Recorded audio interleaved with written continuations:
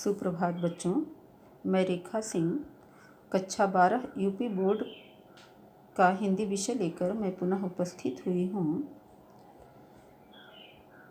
हिंदी में मैं काव्य का विषय काव्य इस समय पढ़ा रही हूँ, जिसमें पहला अध्याय है पवन दूतिका। पवन दूतिका के कुछ छंदों को हमने बता दिया है, उसी क्रम में आगे मैं चलती हूँ। अब ये है 9वां छंद। जाते जाते पहुँच मथुरा धाम में उत्सुका हो, न्यारी शोभा वर नगर की देखना मुग्ध होना। तू होवे की चकित लख के मेरु से मंदिरों को, आभा वाले कलश जिनके दूसरे अर्क से हैं। अब यहाँ देखिए थोड़ा प्रसंग फिर बदल गया है। अब इसमें वायु मथुरा नगरी जब पहुँचेगी तो हम मथुरा नगरी की शोभा का राधा जी ने वर्णन किया है। हे वायु, तू जब मथुरा नगरी पहुँचेगी, धाम धाम माने स्थान। अभी कठिन शब्द पहले हैं, कठिन शब्दों को आप लोग देख लीजिए। धाम धाम मतलब स्थान। न्यारी अर्थात अनुपम, बहुत ही खूबसूरत, बहुत ही सुंदर। वर वर माने श्रेष्ठ। लख अर्थात देखना। मेरु सुमेरु पर्वत। आभा वाले, आभा यानी चमकना, चमकते हुए। अर्क अर्क माने सूर्य।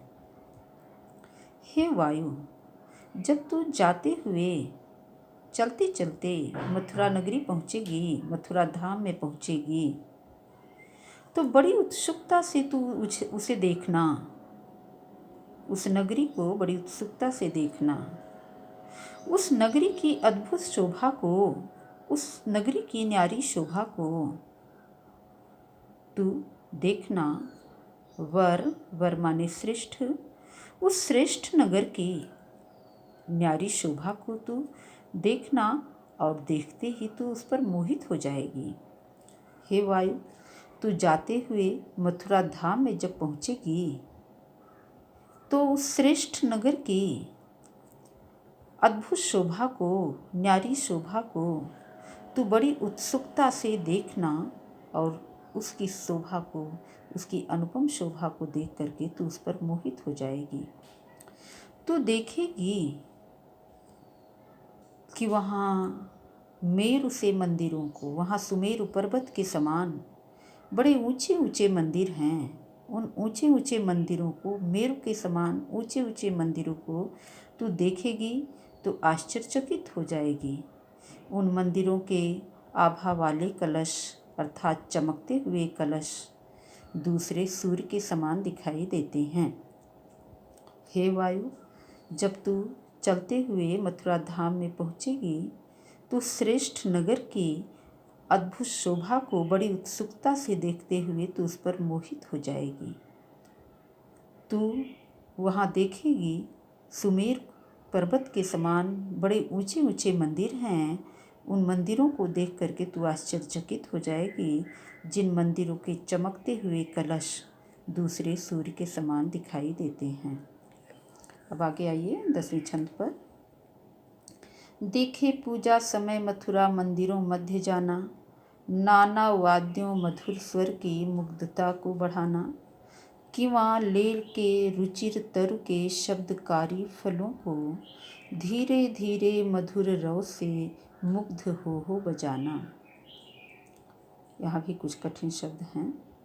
नाना वाद्यों, नाना माने विविध प्रकार के, अनेक प्रकार के वाद्य जो बजाए जाते हैं। मुग्धता यानी मोहकता, मुग्धता अर्थात मोहकता। किंवा फल। रुचिर तरु, रुचिर माने सुंदर, तरु माने वृक्ष।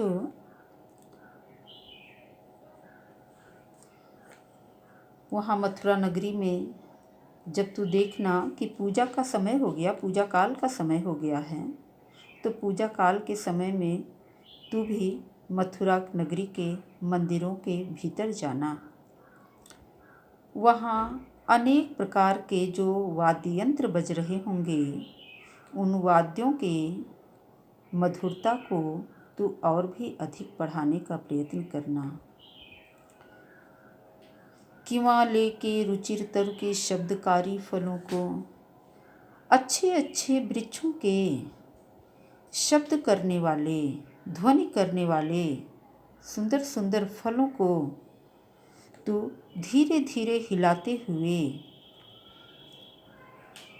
मधुर आवाज़ में, मधुर रव माने आवाज़, मधुर आवाज़ में उसे भी बजाते हुए उन वाद्यों की मधुरता को और भी अधिक बढ़ाना।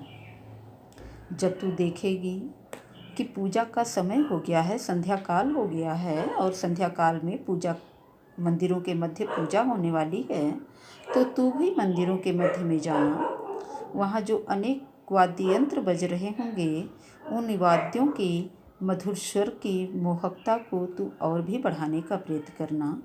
इसके लिए तू सुंदर सुंदर वृक्षों के ध्वनि करने वाले, शब्द करने वाले सुंदर सुंदर फलों को अपने प्रवाह से धीरे धीरे हिलाते हुए उसमें से मधुर आवाज़ उत्पन्न करना और इस प्रकार उन वाद्यों की मधुरता को तू और भी बढ़ा देना।